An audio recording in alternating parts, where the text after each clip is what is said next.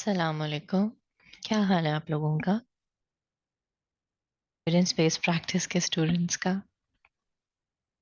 अभी तक जो लेक्चर्स हैं आई होप वो समझ आ रहे होंगे आप लोगों को। अगर नहीं आ रहे या कुछ ऊपर नीचे किसी चीज़ की ज़रूरत है तो प्लीज़ मुझे बताइएगा ताकि मैं उसको एडिट कर सकूँ। ठीक है। तो आज हम अपने लेक्चर की तरफ चलते हैं। आज का हमारा लेक्चर है कि the medical professional as an administrator. मतलब कि एक मेडिकल प्रोफेशनल जो आदमी है या औरत है या कोई भी है, और वो एज एन एडमिनिस्ट्रेटर उसके क्या रूल्स हैं या उसके क्या रोल्स हैं, और उसने मतलब कि वो कैसे एडमिनिस्ट्रेशन होती है या कौन कौन सी चीज़ें होती हैं जिनके साथ उसको डील करना पड़ता है। तो एज एन, क्योंकि मेडिकल प्रोफेशनल जो भी होगा, नर्स है, फिजियोथेरेपिस्ट है, फार्मासिस्ट है, डॉक्टर एमबीबीएस है, बीडीएस है, ये एमआई के लोग हैं, बहुत सारी मेडिकल की फील्ड्स है ना।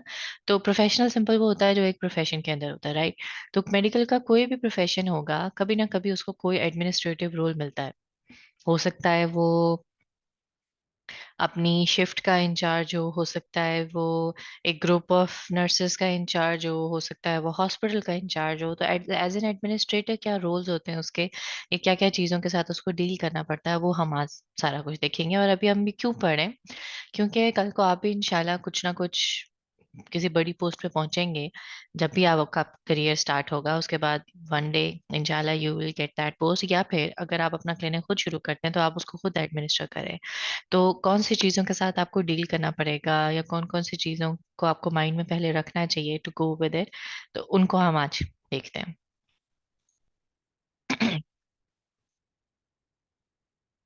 एडमिनिस्ट्रेशन होती क्या है जनाब? एक प्रोसेस है जो प्लानिंग होती है, डायरेक्शन होती है, उसके अंदर कुछ चीज़ें ऑर्गेनाइज करनी पड़ती हैं, ह्यूमन रिसोर्सेज को मैनेज करना पड़ता है, बहुत सारे टेक्निकल चीज़ें होती हैं जिनको मैनेज करना पड़ता है, एनवायरमेंटल कंसर्न्स देखने पड़ते हैं, फाइनेंशियल रिसोर्सेज देखने पड़ते हैं। तो ये सारी जो चीज़ें हैं, ये प्रोसेस है of managing all of this, इसको हम कहते हैं एडमिनिस्ट्रेशन।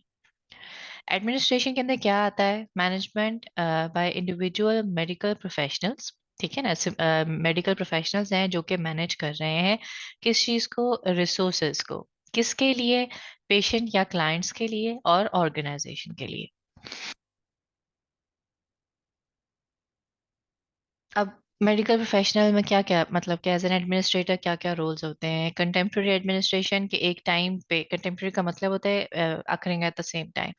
तो कंटेम्प्रेरी एडमिनिस्ट्रेशन के एक टाइम पे किन किन चीज़ों को मैनेज करना पड़ता है? पेशेंट क्लाइंट की मैनेजमेंट अलग है, फर्स्ट लाइन मैनेजमेंट अलग है, मिड लेवल मैनेजर्स होते हैं या सीईओज होते हैं। सीईओ का पता है ना आपको, चीफ एग्जीक्यूटिव ऑफिसर्स, जो कि सीनियर मोस्ट पोजीशन होती है। लीडरशिप आपको शो करनी पड़ती है, और उसके अलावा कुछ एथिकल और लीगल इश्यूज भी होते हैं जो कि एक एडमिनिस्ट्रेटर को डील करने पड़ते हैं। तो कंटेम्प्रेरी एडमिनिस्ट्रेशन में मैनेजर इज यूज्ड, ये जो टर्म है, it is used interchangeably with administrator. आप एडमिनिस्ट्रेटर कह लें, आप मैनेजर कह लें, जो मर्जी कह लें, ठीक है, एक ही मतलब है उसका। मैनेजमेंट क्या है? वही चीज कि the process by which an organisation meets its goals, कि एक ऑर्गेनाइजेशन अपने गोल्स तक कैसे पहुंचती है, उस सारे प्रोसेस को कैसे करती है, वो सारी मैनेजमेंट होती है। और जो मैनेजर्स होते हैं वो रिस्पॉन्सिबल होते हैं प्रोसीजर्स को सिलेक्ट करने की कि कौन सा, फॉर एग्जांपल अगर किसी हॉस्पिटल की एडमिनिस्ट्रेशन है, वो यूजुअली एक बंदा नहीं होता, इसलिए ग्रुप ऑफ पीपल होते हैं या बोर्ड्स होते हैं। आपने सुना होगा बोर्ड मीटिंग्स हैं, तो वो इन्हीं चीज़ों के लिए होती हैं। वो डिसाइड करते हैं कि कौन से प्रोसीजर्स हम हॉस्पिटल में शुरू करेंगे, क्या क्या चीज़ हम ऑफर करेंगे, और उसके बाद उन प्रोसीजर्स को, ताकि जो आपके स्टैंडर्ड्स हैं उस तक पहुंचे, उसके लिए उसकी इफेक्टिवनेस और उसकी जो एफिशिएंसी है उसको भी एवेलुएट करते हैं। जैसे ऑडिट वगैरह की हमने पढ़ा था ना पहले, ऑडिट का जो लेक्चर था, मैं आई बटन में ऑडिट के लेक्चर का लिंक भी डाल दूंगी। तो ऑडिट कैसे होता है, कैसे मैनेज करते हैं, वो सारी चीज़ें भी, जो कौन रिस्पॉन्सिबल होते हैं, यूजुअली जो मैनेजर्स या हायर लेवल जो पोजीशंस होती हैं ना, वो लोग रिस्पॉन्सिबल होते हैं। मतलब कि वो अगर मेडिकल प्रोफेशनल है, apart from managing their own clinical practice, वो ये सारी चीज़ें भी कर रहे होते हैं। और एक टाइम पे मैनेजमेंट में चार मेन जगह आती हैं। फाइनेंसेस को मैनेज करना होता है, पैसा कहाँ से आ रहा है, किस चीज़ की कितनी फीस होगी, कंसल्टेशन की कितनी फीस होगी। जितना बड़ा सेटअप होता जाएगा उतनी ज़्यादा डिसीजंस बढ़ते जाएंगे। ह्यूमन रिसोर्सेज को कैसे मैनेज करना है। ह्यूमन रिसोर्सेज का मतलब कितने लोगों को हायर करना है, किस चीज़ के लिए कितने लोग रखने हैं। अगर ऑफिस बॉय रखना है वो कितने रखने हैं, लेक्चरर्स रखने हैं वो कितने रखने हैं, मेडिकल फिजियोथेरेपिस्ट कितने रखने हैं, नर्सेस कितनी रखनी है, इन सारी चीज़ों को मैनेज करना, उनकी कितनी सैलरीज होंगी, ये एचआर का डिपार्टमेंट करता है। Human resources is basically the HR जो आप हर जगह सुनते हैं। उसके अलावा ऑपरेशंस होते हैं, बेसिकली डिपार्टमेंट्स के दरमियान में जो मैनेजमेंट है वो ऑपरेशंस है। और फिर information, this is your IT, क्योंकि आईटी की जरूरत हर जगह है। आईटी के बगैर तो आप कोई भी हेल्थ केयर ऑर्गेनाइजेशन नहीं है जो उसके बगैर चलती हो। तो फाइनेंसिस में क्या होती है, बहुत बड़ी वाइटल एक्टिविटी है। इसके अंदर करना क्या होता है, जो पैसा है उसको प्लान करना, उसको ऑर्गेनाइज करना। ऐसे नहीं है कि पैसे आ रहे हैं और सारे कोई कोई उड़ा रहा है, उसी ऑर्गेनाइजेशन के ऊपर बहुत पैसा लगता है। Resources with a view to achieve organisational goals and objectives, उन सारे पैसों को इस तरह मैनेज करना कि ऑर्गेनाइजेशन के जो गोल्स हैं या जो ऑब्जेक्टिव्स हैं उसके लिए उनको यूज किया जा सके, उस पैसे को यूज किया जा सके। फिर आता है ऑपरेशंस का। ये बेसिकली क्या है, बेसिकली बिजनेस एडमिनिस्ट्रेशन होती है, ताकि हाईएस्ट लेवल एक ऑर्गेनाइजेशन जो है वो अपना मैक्सिमम गोल को अचीव कर सके। उसमें it is concerned with converting materials and labor into goods and services as efficiently as possible to maximize the profit of organization. Basically आपस में डिपार्टमेंट्स कैसे एक दूसरे के साथ मैक्सिमम यूज करके एक ऑर्गेनाइजेशन को फायदा पहुंचा सकते हैं, वो ऑपरेशंस है। जो जैसे फाइनेंसेस था ना, वो सिर्फ और सिर्फ पैसे से रिलेटेड है। ह्यूमन रिसोर्सेज है, वो सिर्फ और सिर्फ एम्प्लॉय से रिलेटेड है। एम्प्लॉयज के हर तरह के मसले, कितने हायर करने हैं, कितनी पे रखनी है, कब से हायरिंग करनी है, कब से नहीं करनी, ये सारा एचआर का सरदर्द है। ठीक है। तो ऑपरेशंस है कि मैंने सारी बिजनेस एडमिनिस्ट्रेशन की जो आपने वो बनानी है, लेट से आपके ऑब्जेक्टिव्स हैं बिजनेस, एक बिजनेस से रिलेटेड, वो ऑपरेशंस का डिपार्टमेंट हैंडल करता है। तो जो ऑपरेशन इंफॉर्मेशन है ये सारा आईटी का है। क्योंकि यू नो वेरी वेल कि अब तो इवन के वो जो थर्ड, जो हमारी डेवलपिंग कंट्रीज हैं, इंडिया पाकिस्तान भी, हमारा हेल्थ केयर अब इतना बेहतर हो गया है कि एवरीथिंग इज डॉक्यूमेंटेड।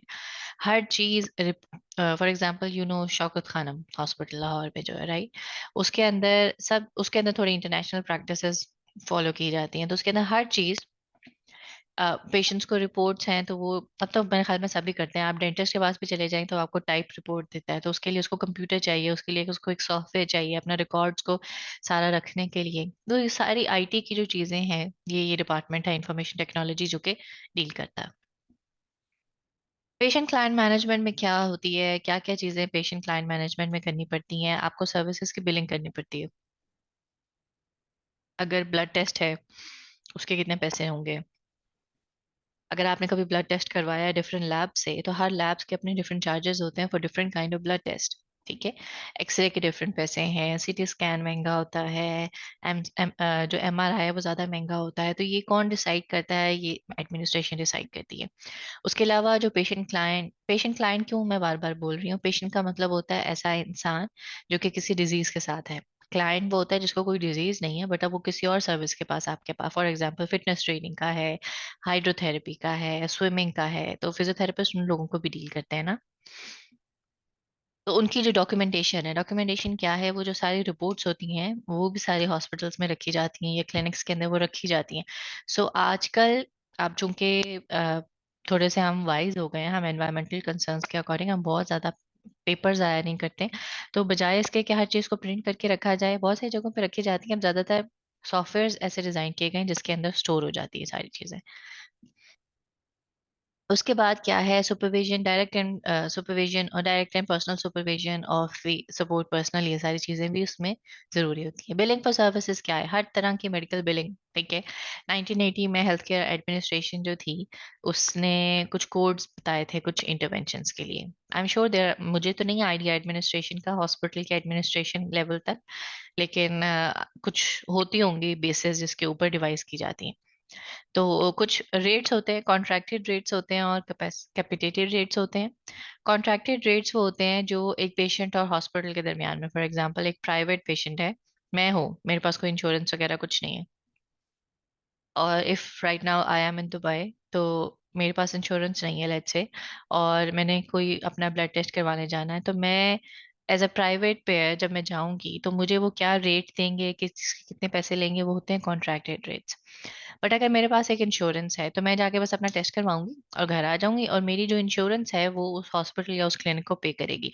तो इंश्योरेंस और हॉस्पिटल के दरमियान में जो चार्जेस होते हैं वो कैपिटेटेड रेट्स होते हैं, और जो कॉन्ट्रैक्टेड रेट्स हैं वो डायरेक्ट पेयर और प्रोवाइडर के दरमियान में होते हैं। प्रोवाइडर कौन होता है? जो हेल्थ केयर ऑर्गेनाइजेशन है जो कि प्रोवाइड करी सर्विसेज। पेयर कौन है?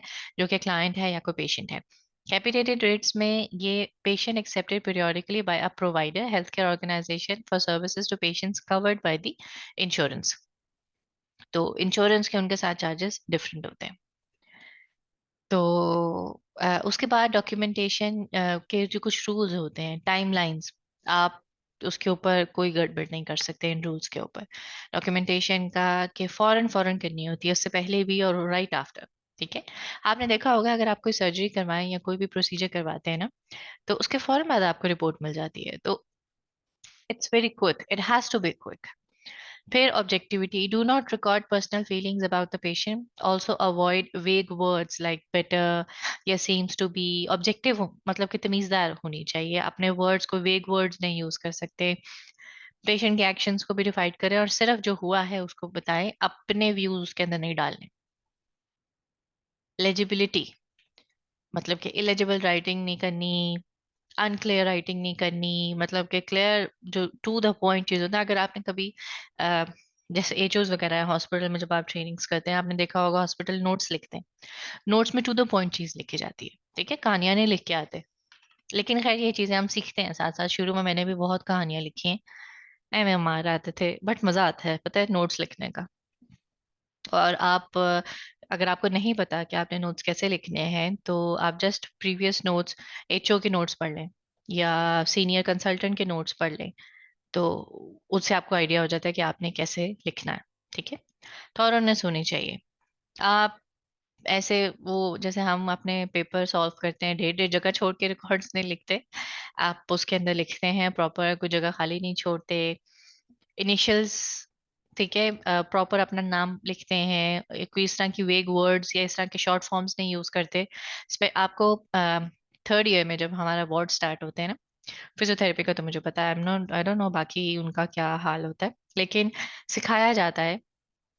जो सोप नोट्स होते हैं ना, सबको पता होगा इनका, तो उसके अंदर जब आप लिखते हैं ना, तो उसके अंदर सबसे पहली चीज होती है कि आपने शॉर्ट फॉर्म नहीं लिखनी कोई किसी चीज की। ठीक है। तो एग्जैक्ट लिखें मेडिकल टर्म जो प्रॉपर होती है। तो प्रोफेशनल कर्टिसी लाजमी होनी चाहिए। मेडिकल रिकॉर्ड को कंप्लेंट्स या क्रिटिसिज्म के लिए नहीं यूज किया जाता। एक्यूरेसी होनी चाहिए। Make sure all the documentation जो है वो that matches the billing and attendance cards and other reports. Correct spelling use करें, ग्रामर तमीजदार हो, नहीं आती तो किसी और से लिखवा लें, इंटरनेट से ले लें। Use only authentic abbreviations that have a single meaning. Don't erase और white out, sorry, draw a line, write और साइन योर इनिशियल्स, इस तरह के को पंगे नहीं मार के आने अपने। मीनिंगफुलनेस होनी चाहिए, ऑथेंटिक होनी चाहिए, खुद से नहीं डिवाइस करनी, खुद से अपनी कहानी ख्याली पुलाव नहीं बनाना वहां पे। और डिसीजन मेकिंग प्रोसेस जो होता है उसको बड़ा क्लियर लिखें कि किन किन चीजों की वजह से क्या चीज डिसाइड की गई थी। ठीक है, ये डॉक्यूमेंटेशन थी। फिर आती है जो सुपरविजन है, पेशेंट क्लाइंट मैनेजमेंट में सुपरविजन होती है। तो सुपरविजन तीन तरह की होती है। Direction and supervision are essential to the provision of high quality therapy. तो उसके अंदर there are three levels of supervision that you may provide. उसमें एक जनरल सुपरविजन होती है। ठीक है। उसके अंदर जनरल सुपरविजन क्या होती है? फॉर एग्जांपल एक कंसल्टेंट है, उसने एक दफा प्लान डिवाइस करके दे दी है। अब वो हर टाइम ना तो उसको सर पे खड़े होने की जरूरत है, जो जूनियर्स हैं वो कर देंगे, लेकिन वो हेल्प के लिए अवेलेबल होगा, मतलब कि वो थ्रू फोन या थ्रू पेजिंग या थ्रू ईमेल्स इस तरह का वो अवेलेबल होता है। ये होती है जनरली सुपरवाइजर। यूजुअली जैसे वार्ड का कोई हेड है वो जनरल सुपरविजन में आता है। वो हर पेशेंट के ऊपर जब ट्रीटमेंट हो रहा होता है वो उसके ऊपर सर पे नहीं खड़ा होता, ठीक है, लेकिन उसकी गाइडलाइंस होती हैं। फिर आती है डायरेक्ट सुपरविजन। इसमें आपके सीनियर लोग आ गए जो कि अगर जरूरत हो तो वो फौरन से अवेलेबल हो।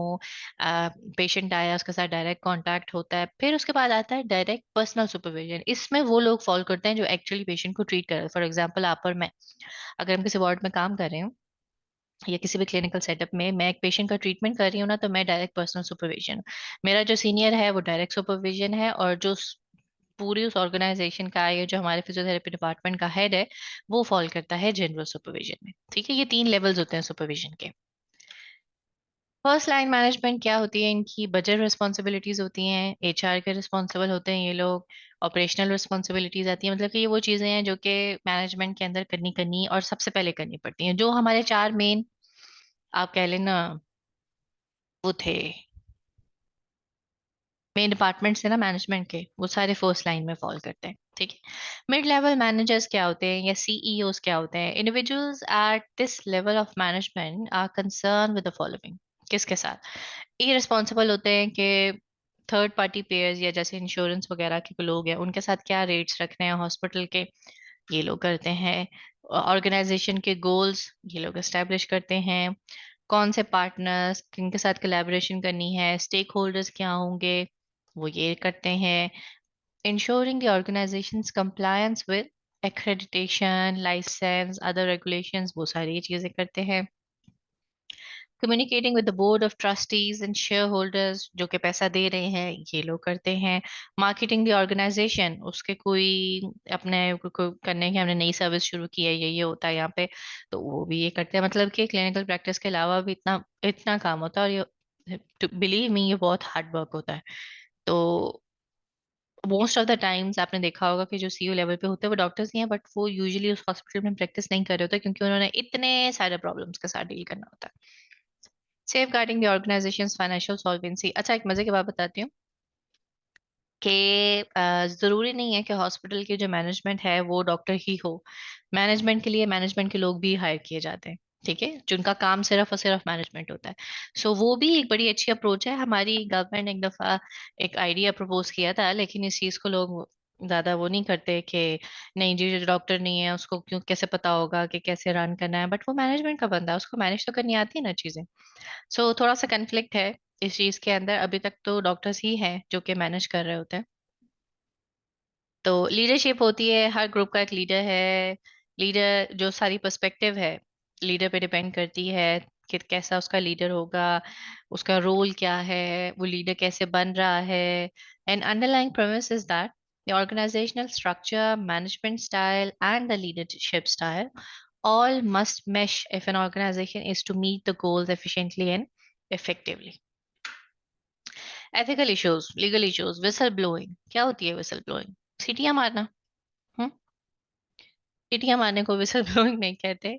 whistle blowers वो होते हैं जो कि उसी डिपार्टमेंट में से होते हैं, और कोई भी जब उनको पता लगता है ना किसी इलीगल एक्टिविटी का, तो वो शिकायत लगा देते हैं। ठीक है, हो सकता है वो रिपोर्ट कर देते हैं ऑर्गेनाइजेशन को।